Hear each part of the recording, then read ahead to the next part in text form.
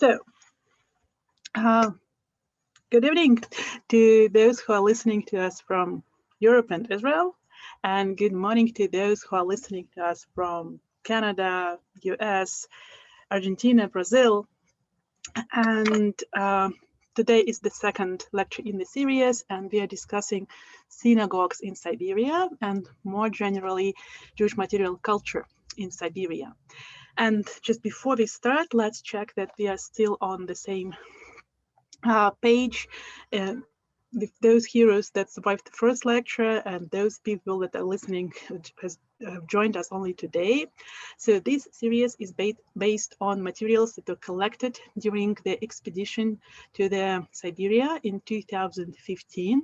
During our field trip, we visited 16 places from Tomsk in Western Siberia to Vladivostok in the Russian Far East.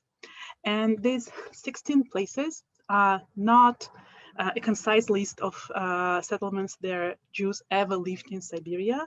It's just a list of places that one can still find buildings of historical synagogues standing. And as synagogues were a point of our primary interest, so this is our itinerary. And while this road mostly included major Siberian cities, let me just remind you that in the very beginning of Jewish settlement in Siberia, in the early 19th century, then first exiles and convicts, Jewish exiles and convicts, found themselves in Siberia. They were not allocated to major cities and towns. It's just places there we're finding the most concentration of Jewish material culture today. But in the early 19th century, Jews found themselves in faraway villages, and those that were sentenced to penal labor found themselves in place like this, Petrovsky Zavod, literally Peter's Ironworks, and so this small place in Trans-Baikal region accepted indeed some Jews.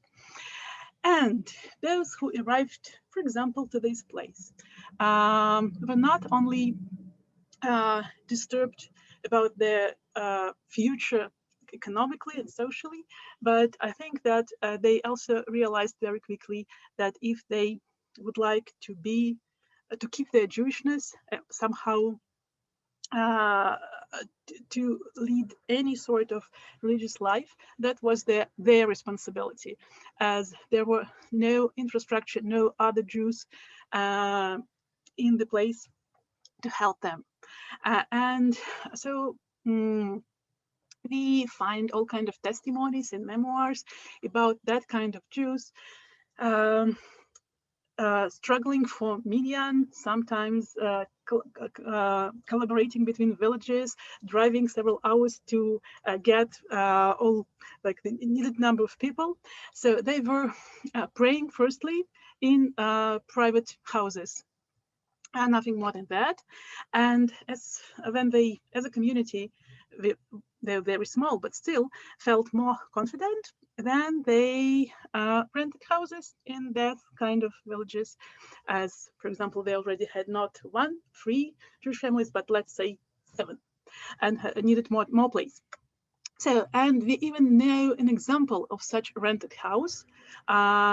It is located up until today in the town of Nerchinsk. It's one more time the region of Trans-Baikal region. And the only remarkable thing one can say about this building, that nothing designates its function. You would never guess it once was a it was once a prayer house.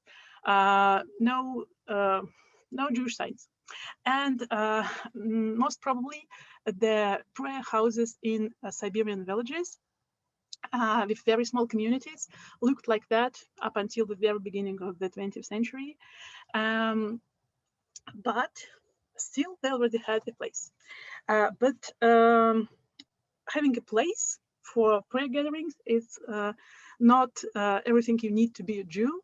You need the whole set of Jewish professionals. And we do find Jewish professionals arriving to Siberia. And actually, I'm speaking about one type of these Jewish professionals. I'm speaking about shoichets, about ritual slaughterers. And this was the most essential need of like in everyday life of Jews living in Siberia. And we see these shoichets, we don't really understand if we were invited or they were like these first ones, or they were so desperate for clients that they were ready to travel to Siberia. But they were wandering from one village to another and slaughtering cattle for Jews. And these communities were so small that there was no sense to stay in one village for a long time. But at some point, villages started collaborating, and we already reading about main road shoichets. So these people that were invited by communities and were settled in some centrally located village, and so Jews were coming to this person when they needed, and so could not and. So they didn't wait for months when someone will come and slaughter for them. And as you might understand, then shoichets were almost the only Jewish professionals in Siberia at some point. They gradually got significance, and communities were arranged around shoichets, and they fulfilled an additional roles. They not only slaughtered cattle or chicken, they also fulfilled position of rabbi, and they led prayers in synagogues, and they taught Jewish children and circumcised Jewish boys. So they were the main, their person, like their religious functionary of Siberian community. And one more time, this was the case up until the beginning of the early 20th century in the most village Jewish communities in Siberia. And it's not something unique. We can see very similar situation in village communities, for example, in Germany in the 19th century, village communities, not towns. But simultaneously, from the 1850s, we can speak about Jews that start to move from villages to Siberian towns. And this searching for new economical perspectives. And these growing urban communities, they already were developing something more regular, let's say, in its structure. And we already find synagogue or synagogues, not just a rented house, but something built especially as a synagogue, mikveh, separate Jewish cemetery, all kind of Jewish educational frames, and of course charity initiatives that were providing relief not only to the Jews in the local communities, but were also participating in all kinds of initiatives throughout Siberia, in general in Russia, and even in the land of, in Palestine, in the land of Israel. And so these urban communities in major towns that by the beginning of the 20th century already had cantors and rabbis, the major towns brought from the western regions of Russia, they became certain Jewish centers in Siberia, and those Jews that still lived in villages, if their local shoichet couldn't answer their needs, they came to towns searching for help or for advice. And also they joined the services during the high holidays in many cases. But even if we have already developed structures, we still understand that synagogue is the central element in these communities, the most visible element. And I think now it's time to check if these synagogues were somehow different, special from what we know in other parts of Russia. Vladimir? Okay, thank you. Yeah. Shalom to everybody. I will try to share my screen. Yeah, you're welcome. Sharing my screen. Yes. So I will speak about synagogues, and we will first speak about the buildings which we may call traditional. Jews in those small places that Anna spoke about them. They built, when they started to organize themselves, they build wooden buildings for the worship. So not in very small villages, but in very large villages or small towns. And if we look at those buildings, we will see that they are very similar to what we know from Eastern Europe or from Western European parts of the Russian Empire. For instance, this synagogue in Petropavlovsk, today it's in Kazakhstan, it's northern Kazakhstan. We can see this building is clearly divided into eastern part with large windows, where the prayer hall is situated, and the western part divided into two floors, vestibule in the lower floor, and women's section in the upper one. And such buildings we could find, such wooden buildings we could find once for hundreds in Eastern Europe. Today, only dozen such building is preserved.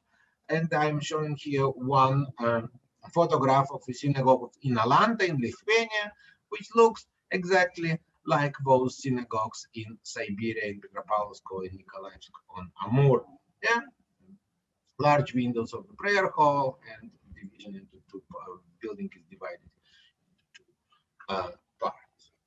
When we speak about wooden synagogues of Siberia, it's impossible not to show this photograph of the wooden synagogue in Krasnoyarsk. This photograph appears in dozens of publications everywhere. Probably everybody saw it at some point of his life. The funniest thing is that even after a long research, we don't know much about this building. We know approximately its date, very approximately, and we understand from the picture that it was a wooden building, probably also divided into into prayer hall there behind, and women's section here on the second floor. And we see that the community wanted to designate this building in something unusual, not a dwelling house, and therefore we added this globe on the roof, and we also placed a Magen David on the gable. From all those wooden traditional synagogues, we have only one photograph from the interior, and we thank Dr. Victoria Gerasimova from Omsk for sharing this photograph with us. And photograph shows us a very traditional synagogue. We have a Torah ark on the east, and here you can see part of the Torah ark. We have a bima in the center, and women's section there up there. From all Siberian synagogues, and we don't know how many such wooden synagogue existed, probably 10 or 20, maybe 30 such synagogues existed in Siberia. Only one building is preserved, and this is old wooden synagogue in Chitta. It was built in 1871-74, and this date makes this wooden synagogue the second oldest synagogue preserved in Europe and Asia, probably. Yeah, after the wooden synagogue in Pakroysk in Lithuania, probably this is the second eldest synagogue. Today you see that there are two rows of windows, similar rows of windows, but it was a later change. And if we look, if we look at the drawings, we will find that originally this synagogue also had large windows for a prayer hall and division into two floors with smaller windows of women's section on the east, on the west, of course, and we also see that it was modestly decorated according to Siberian measures. It is very modest decoration of windows here and here, and also the roof is decorated with carvings here. And it's very fortunate that not only this synagogue was preserved, but it also was photographed once. And this photograph, which was used as a postcard, shows that this building, relatively small building, in any case, was very dominant in the area where single-story dwelling houses were situated. So it was a building with a role in the city. And this postcard also brings us to the second part of my talk, of my part of this lecture, about more advanced synagogues, because the huge building you see behind it is the new Masonry synagogue in Chitta, with a huge dome and two smaller cupolas. And it's really a huge building, which was built after Chitta began to develop after the Trans-Siberian Railroad has been constructed. So we see that the old wooden synagogues were not enough for the growing communities, and communities not only grew in number, but also wealth was growing, and they started to construct masonry and masonry synagogues, which were much bigger. So let's speak about modern synagogues, which do not reflect the traditional patterns found in the Pale of settlement. And the first modern synagogue in Siberia was established by a merchant, Yakov Dombrovsky, in Irkutsk. And this guy had a very interesting fate. He was born in Lithuania, in Yurburg, and when he crossed the Russian border illegally, lived in Germany, in Holland, and he visited Britain. He spent there probably 10 or 15 years. And when he returned to Russia, to Lithuania, he was arrested and sentenced for the life exile in Siberia. Why? There were people who were asking, what was the crimes that people were sentenced for exile? The crime of illegal crossing the Russian border. So he was sent to Siberia, to Irkutsk region, and he became very prominent merchant and very rich merchant. How he made his fortune, you will laugh. He sold and later produced alcohol, the most traditional Jewish trade in Eastern Europe. So with his alcohol business, he became rich, and later he entered the gold mining business as well, and was a real estate developer in Irkutsk. So he was very rich, and he was very consciously Jewish, and he established the first synagogue in Irkutsk, and he built it in his own courtyard. And in addition to, and for this synagogue, his private synagogue, where all Jews of Irkutsk prayed, he also established a set of rules. And for those of you who are lazy to read Ktav Rashi, I made the summary in English. So let's try to read it. If we start with number 1, the rule says, don't speak during the prayer. It's a common rule. You'll find it in every synagogue everywhere. But the continuation is important. And not moving around the synagogue. That means that Dombrovsky wanted the worshippers in his synagogue to sit on their place and to listen silently to the prayer, not to move and not to engage in conversations. And that means that he wanted order, and he wanted order and decorum. And all other rules also serve this purpose of having a decorum and order. The bargaining for aliyot, for reading the Torah, was cancelled, and weddings were organized inside of synagogue and not in the courtyard. And unmarried girls were ordered to come to synagogue. It was a custom in Eastern Europe, but before marriage, girls didn't visit synagogues. He also canceled the kafat on Simchat Torah and Mishloach Manot on Purim. It also makes this obsession with order and decorum. And which kind of synagogue is so obsessed with decorum? It's the new progressive synagogues which developed in Europe, in Central Europe, in the beginning of the 19th century and arrived to Russia in the middle of the 19th century. And in Russia, we usually call those progressive synagogues choral synagogues. And we must say that the synagogue of Dombrovsky in Irkutsk, which was established probably in 1859 or 1860, was one of the first progressive synagogues in the Russian Empire. It was second only to a Maskilik minyan in Vilna and Maskilik synagogue in Odessa. So it's very strange, and probably with Dombrovsky, he never couldn't see such synagogue in Lithuania of his youth. Probably he visited such progressive synagogues in Germany during his stay in Germany, and in Germany we call those synagogues Reform synagogues. But in the Russian Empire, we cannot speak about reform because it was the changes were mostly about decorum and not about theology. So let's see another synagogue built in the town or in the city of Omsk.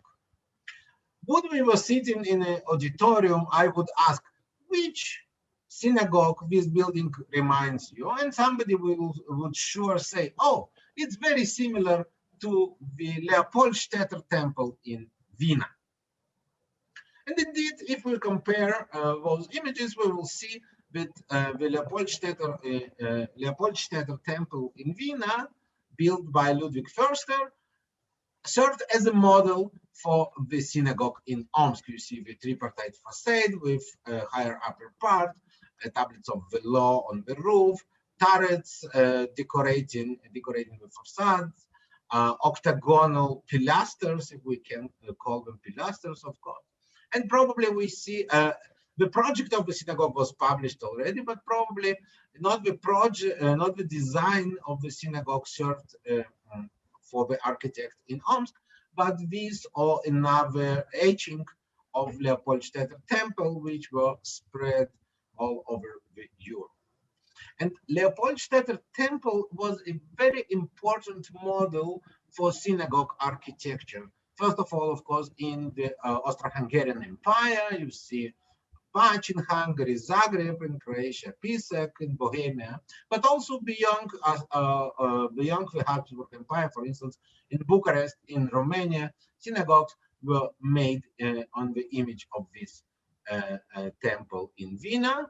And we also see that Omsk, probably the most far removed city from Vienna, which had such synagogue, was not the last in the line to build a replica of this Viennese temple. You see in Pardubice in Bohemia, they did it much later than in Omsk.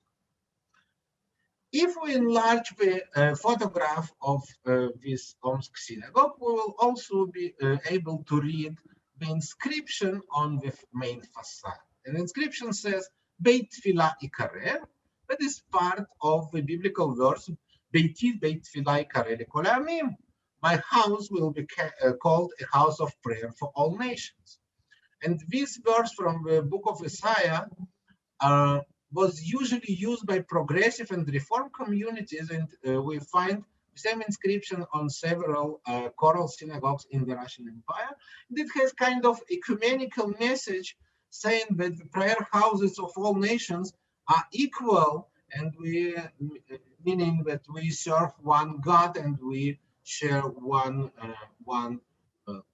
ethical system, one moral system, and all of us are equal in some sense.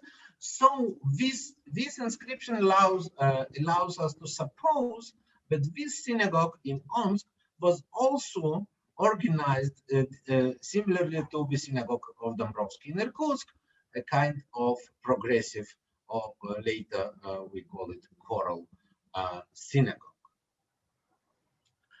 And this synagogue was built in the 70s in 1874. And in the 80s, we see a new trend in Siberian Jewish architecture, erection of large synagogues, usually built of brick, and crowned by a dome above the entrance to the synagogue. This is the synagogue in Irkutsk. It's already not a private synagogue of Dombrovsky, but it's a successor. And you see that here is this building is crowned by a dome, and we have a design when the community applied to the local authorities for permission to build this dome. And this drawing shows that the community built already the building in 1881, and only in 1882 we decided to add a dome over it, and they were permitted and they did it.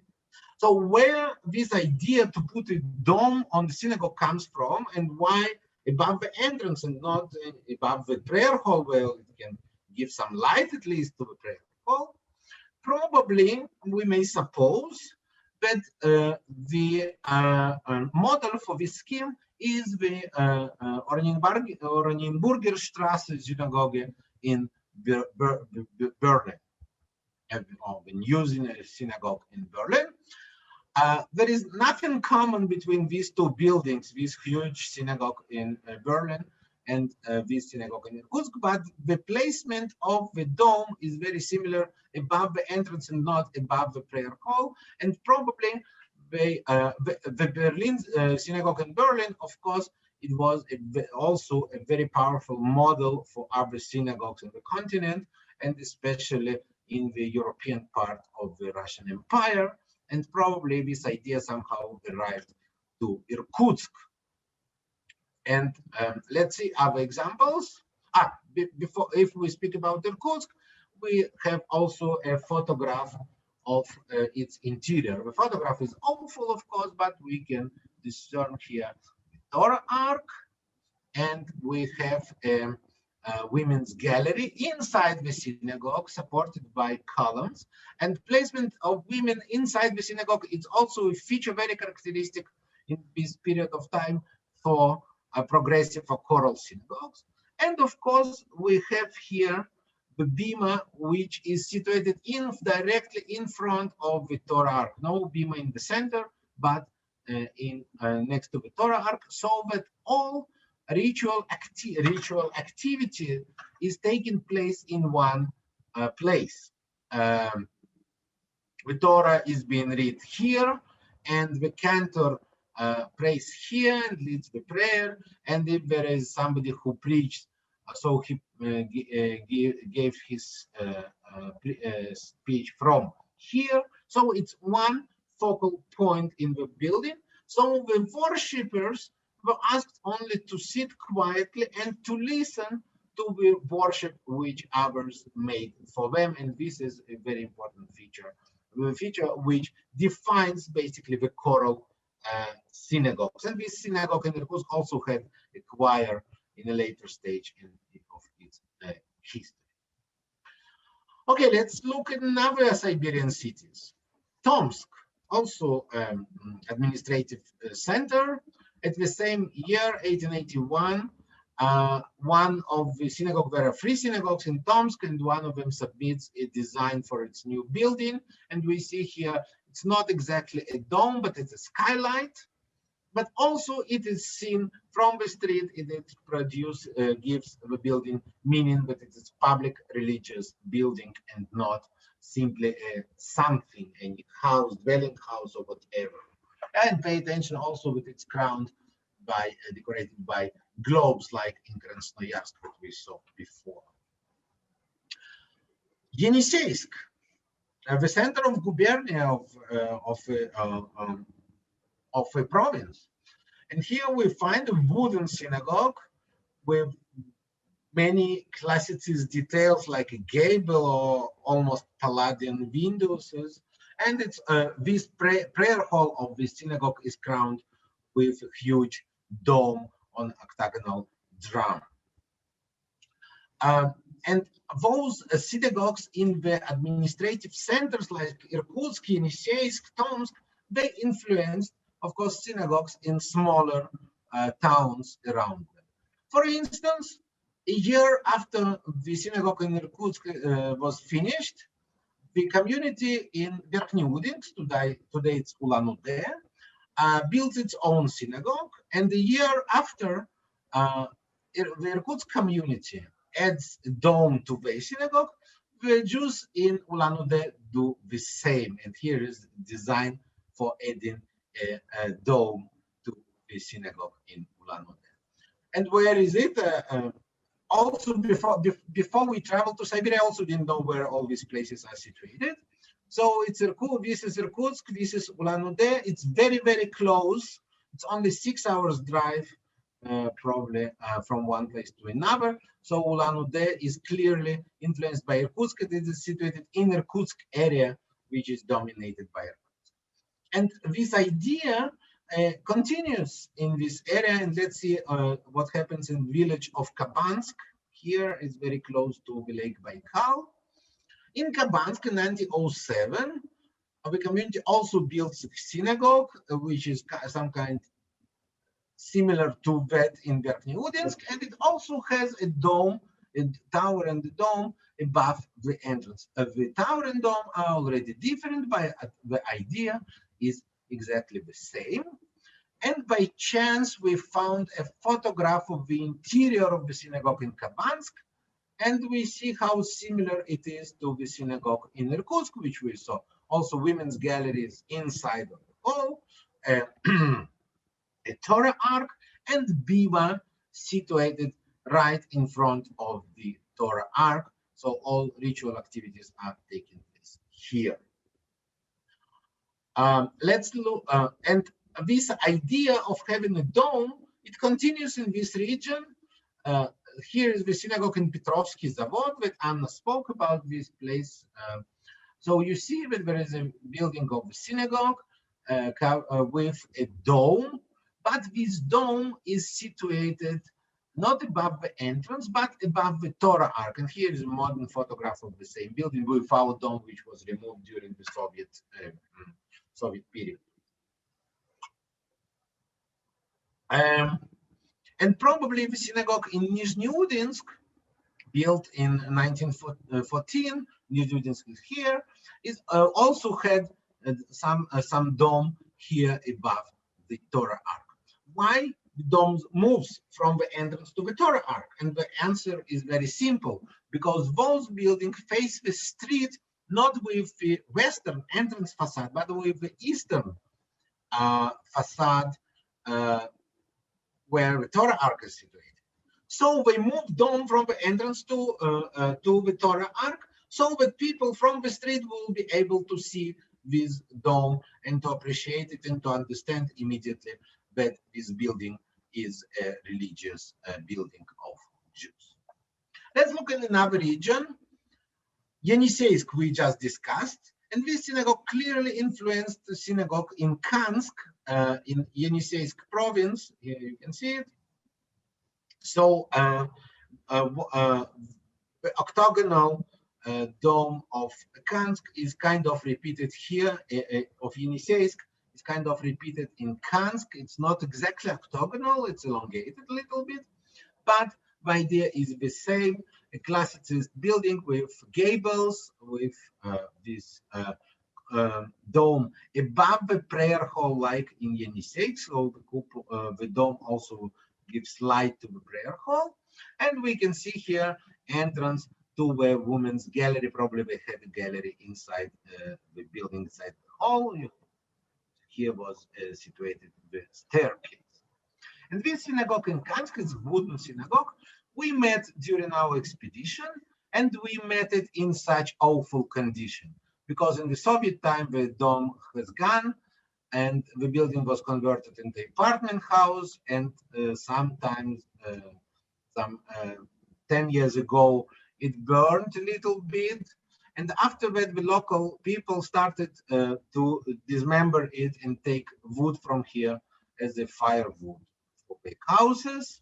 And we were happy that we succeeded to measure it and to document it, to photograph this wonderful building, because today it does not exist anymore. It was completely demolished 2 years after our expedition. So today Only the archives of the Center for Jewish Art and the Bezalel Narkis Index of Jewish Art contain information and drawings and photographs of this wonderful building. In the 1890s, a new era in Siberian synagogue architecture begins, and it's connected with the synagogue in St. Petersburg, which was inaugurated in December of 1893. And after this inauguration, the St. Petersburg Synagogue became a model for many synagogues in the Russian Empire and especially in Siberia. And let's see how it worked. So this is the synagogue in Siberia. Pay attention, it also has a dome above the entrance, and this idea is clearly taken from Oranienburger Straße Synagogue in Berlin. Let's look at Omsk. This synagogue that we discussed earlier burned down in 1895, and the community restored it. It was not completely demolished, so it needed restoration, but it restored it differently, not like the synagogue in Vienna, Leopoldstädter temple in Vienna, but already having in mind St. Petersburg and the dome above the entrance. And if we look at the decoration of the building, we see that the people in Omsk, they took the design for the St. Petersburg Synagogue, which was published by the time already, and they tried to repeat this design, which in St. Petersburg was made in stucco. They tried to repeat it in wood. Yeah, for instance, this kind of windows with rhombus here, and these turrets coming from here. It's very hard to make the same things in wood, but they tried very hard and succeeded somehow. Let's see another synagogue in Harbin. Harbin, of course, is technically not part of Siberia, but it's is situated on the railroad, which was under Russian rule.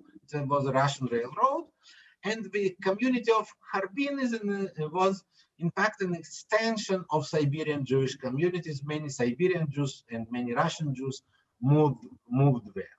So in 1909, we built a synagogue. Let's compare it to St. Petersburg. You see the idea of two cupolas, two domes, the smaller and the larger is here. And what is especially important is this kind of treatment of the drum of the cupola with this triangle, with such triangles very similar to that in St. Petersburg. And this feature is not common in synagogue architecture. So when we see it, we can say that it's influenced by St.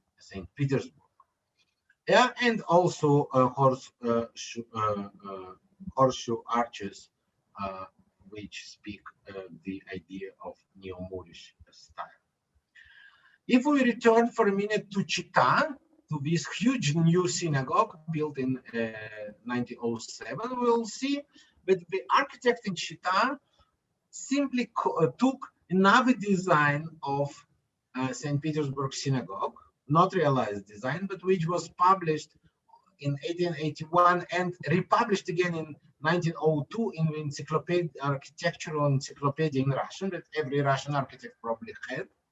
And he simply copied those towers flanking the entrance in St. Petersburg. He simply copied them in his design. It is seen very well here in this drawing, in his drawings.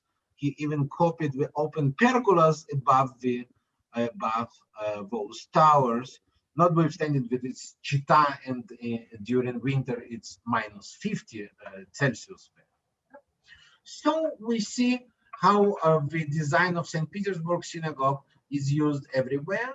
But the idea of St. Petersburg Synagogue, that it's a new Moorish, or as today people say, Oriental revival or Moorish revival style, this style also began to be used in Siberia. For instance, another synagogue in Omsk, look here for horseshoe arches of windows. And Tara, the wooden synagogue in Tara, also has a similar design of windows, and of course tower dome above the entrance. And Dara is not too far from Omsk. Also, it's 5 hours drive, so something like this.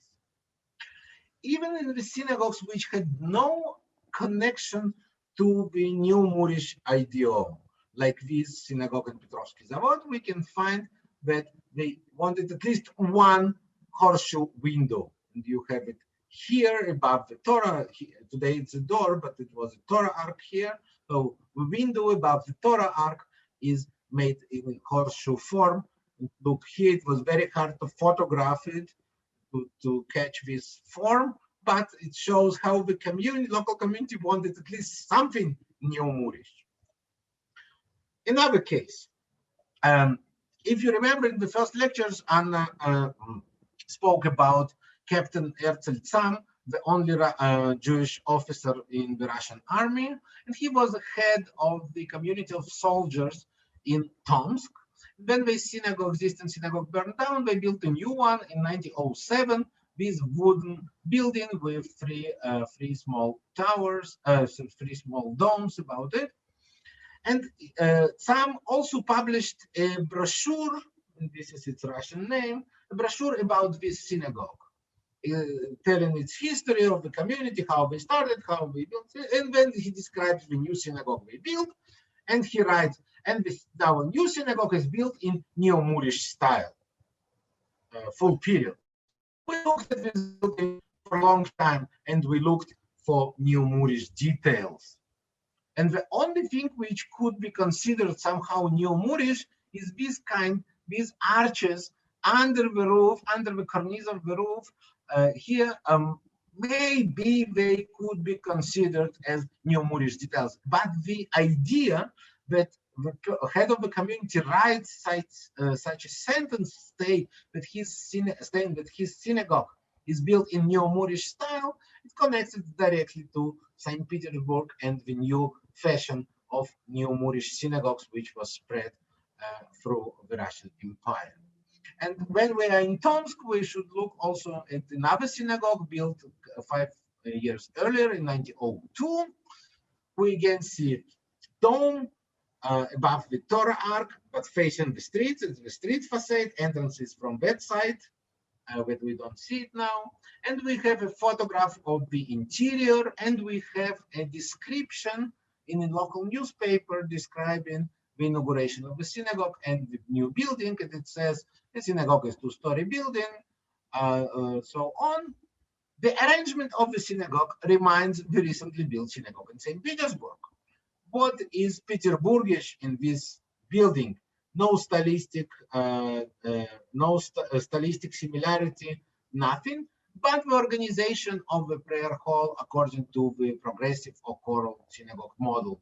Yeah, bima in front of the Torah arc, and here only rows of pews for people who has to sit silently and listen and watch the performance, the ritual performance in front of the Torah arc, and interior women's galleries here inside where women are supposed also to sit silently and listen to what happens here in front of the Torah.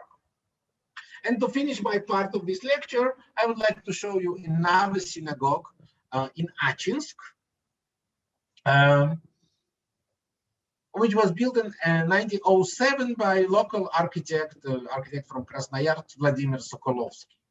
And if you look at this synagogue, you will say it has nothing to do with St. Petersburg, but you can find very many details which are characteristic for the Romanesque style. And this connects us to the synagogues in Germany, especially, many of which were built in the late 19th century in the neo-Romanesque style. And we think that the architect used as a model the synagogue in Strasbourg, built in 1890, because this design of Strasbourg Synagogue was published in Architectural Encyclopedia in Russian. So he could open the book and to see how a synagogue should look like, and he copied this, used this design. You see this huge central octagonal dome, towers on the western side, very rosette window, huge rosette window, many features which are very similar. And to end my part of the talk, I would like to stress that those huge synagogues built by Siberian communities, we see that they don't look for a model in the pale settlement, in the shtetls or in the small towns populated by Jews, but they look to large European cities and European capitals, be it Vienna or Strasbourg or Berlin or St. Petersburg. And they, by using the models from those large European cities, they basically show themselves off as also part of this European Jewry, and they see themselves as equal to the Jews living in these large towns, cities of Europe.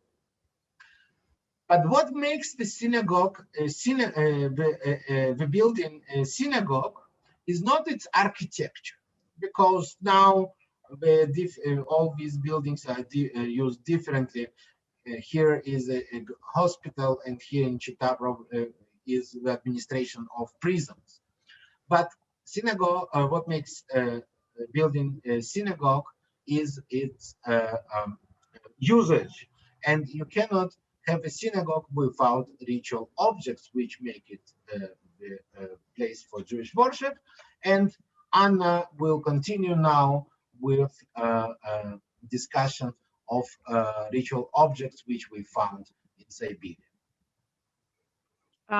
Thank you, Volodya. Let me just share my screen. Yep.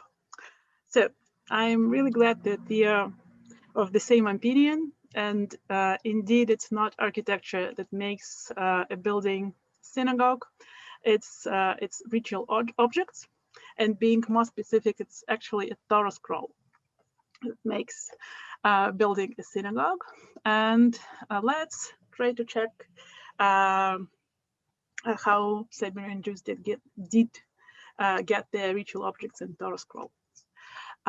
So first of all, Torah scroll is not only the most significant object in the synagogue, it's also the most expensive. At least in Eastern European synagogues, it's usually the second, the second according to its price, after the synagogue itself. Let's check if it was true for synagogues in Siberia.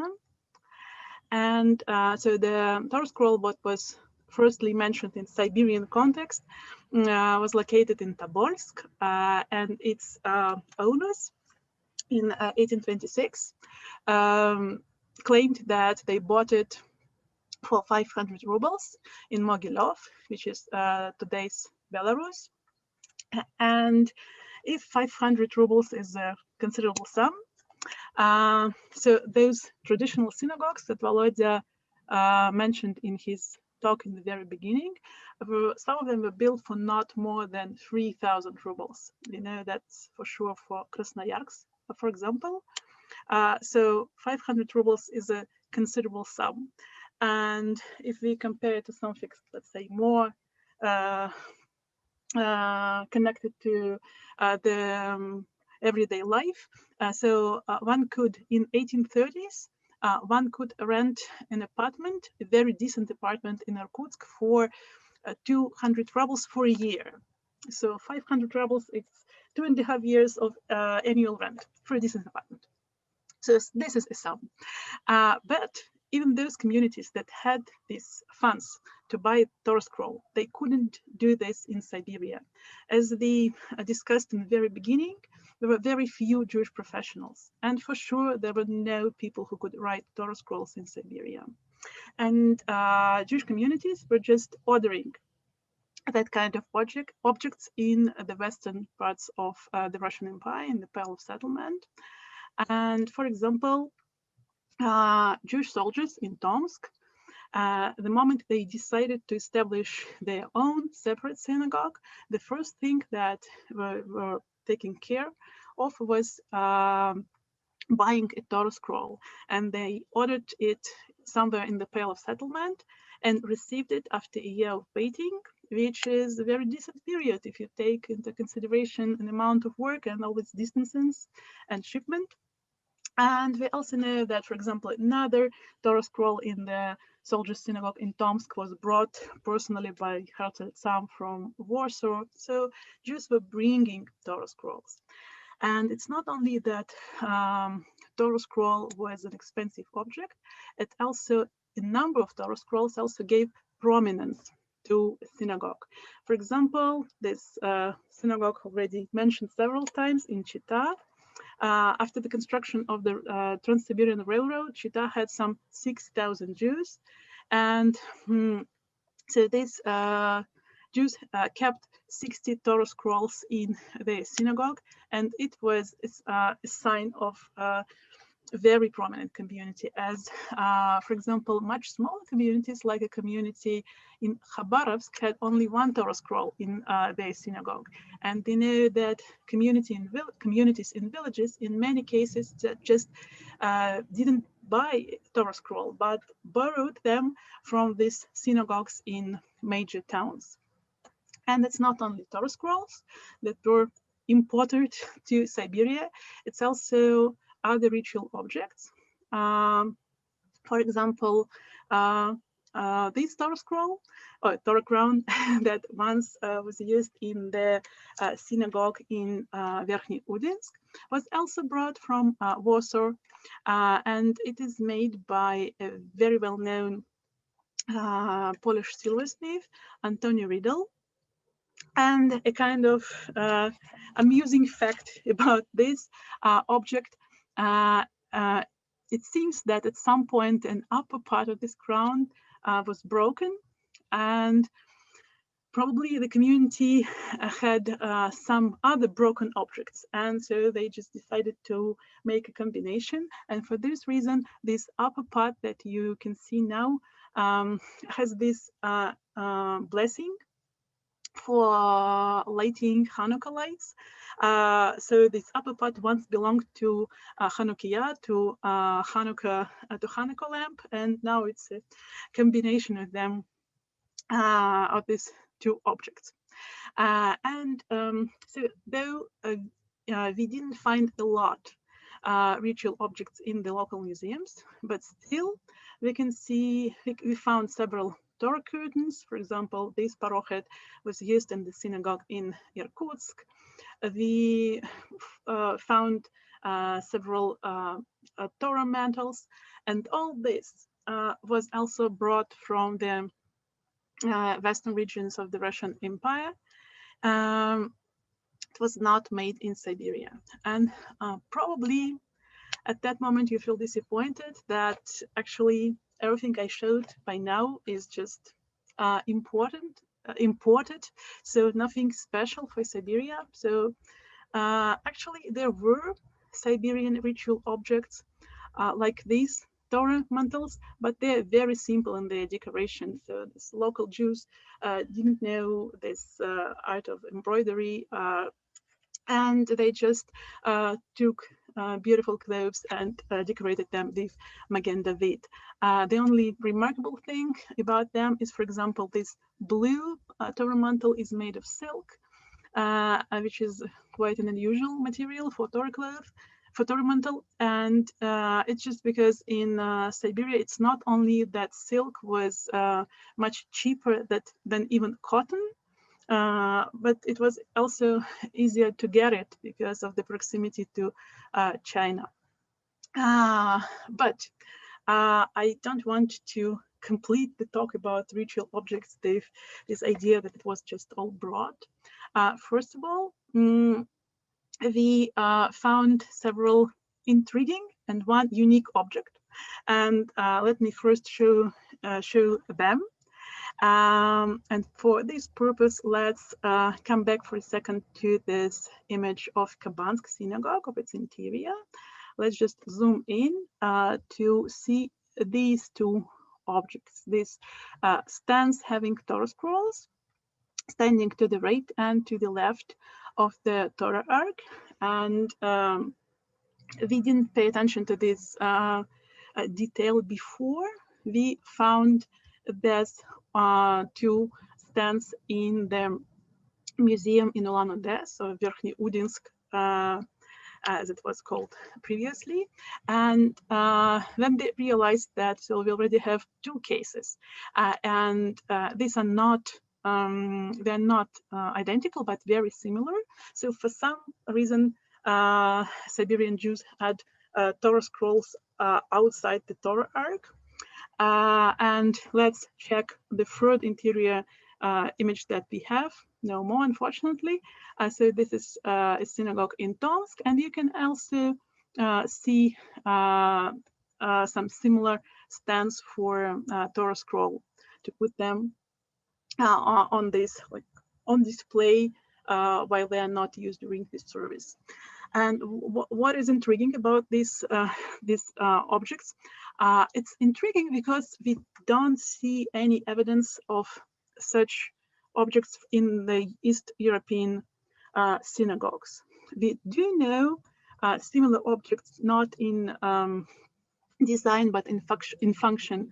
So we have Torah stands in Italian synagogues in 18th century. We have Torah stands in American synagogues today, mostly in conservative and reform movement. But it's impossible to connect these things. And so our question is, if there was such a tradition to put Torah scrolls on display in Eastern European synagogues, but we just do not know this because we don't have any objects preserved from, let's say, Pale of Settlement, or also we don't see them on images, or it is something specifically Siberian. So meanwhile, we do not have an answer, but it's not all. We also documented one truly unique ritual object that I would like to show you. So this Torah mantle that once belonged to 124th Voronezh Infantry Regiment. What is unique about this? It's just because from documents, we know that Jewish soldiers in the Russian Imperial Army were allowed to gather for prayers and even had Torah scrolls in their possession. But up until now, we didn't have physical testimony to this practice. And actually, this is a case. Now we have something that testifies to this prayer gatherings in the Russian Imperial Army. How did it make its way to Khabarovsk, which is a city in the Russian Far East? The regiment participated in the Russian-Japanese War in 1905, 1904, 1905, and Khabarovsk is relatively close to the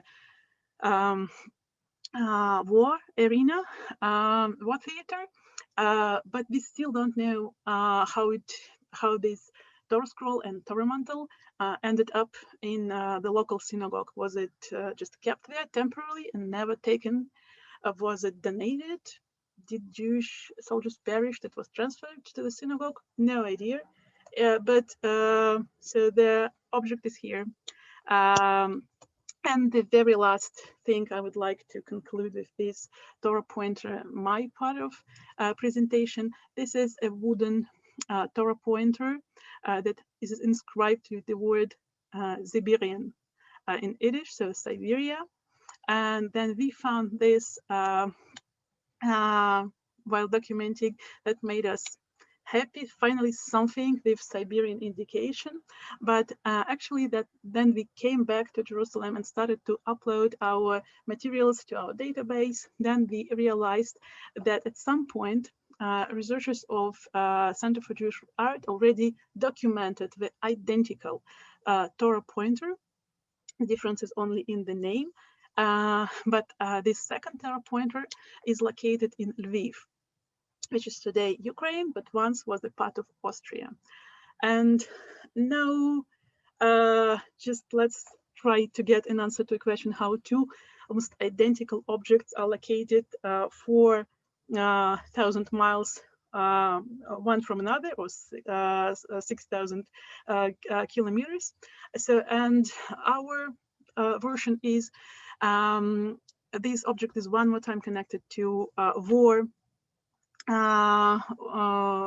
actions. Pay attention to the dates: 1915, 1916, so World War I. It is known that Siberia had a lot of camps for prisoners of war. So German and Austro-Hungarian soldiers in captivity spent several years in Siberia. One of these camps was located very close to Verkhnyoudinsk, to Ulan-Ude. So we find it this first Torah pointer. And our version is that one of these Jewish soldiers in captivity did have connections with local community. They came to for prayers on high holidays. So probably this Jewish soldier, Austrian one, made that kind of Torah pointers. We don't know if he was a professional, if it was just his hobby, one of these Torah pointers somehow made its way to the local synagogue. Probably it was donated, and another returned to Austria with the maker, or probably with another Austrian soldier. This is the only plausible version that we have at the moment. And with this picture, I would like to conclude, and I think actually that it's a good conclusion, because this distances that it's a good illustration to distances. Siberia somehow accumulated Jews of different origins and backgrounds, and they not only succeeded to fit in the local landscape, they not only kept their Jewishness in one way or another, they also were proud Jews searching for, taking inspiration in these elitistic groups in St. Petersburg or Vienna. But on the other hand, as we see on the example of these ritual objects, they were very dependent also on traditional Jewish culture. And all this created Siberian Jews as a very distant group on the map of Russian Empire. So that's it, I think. Thank you. Thank you very much, Anna and Volodya. I have to say, I'm surprised by the size of the synagogues. I assume that synagogues were built to fit the size of the community. And I don't know, I guess, I'm sure there are other people here who are surprised by a lot of things you showed us. There's a few questions that came up a few times. So first of all, there's some questions about Birobidzhan, but we're not going to talk about that today because that's going to be next week's session. So anyone who asks about Birobidzhan, make sure you come back next week, and that's what we will talk about. But a few people asked how many of these synagogues are still standing today, because the pictures you show, some of them are old. Could you give us a general picture of what still remains today? Yes. So there were about 15 synagogues. All synagogues are still standing. Maybe 18. No.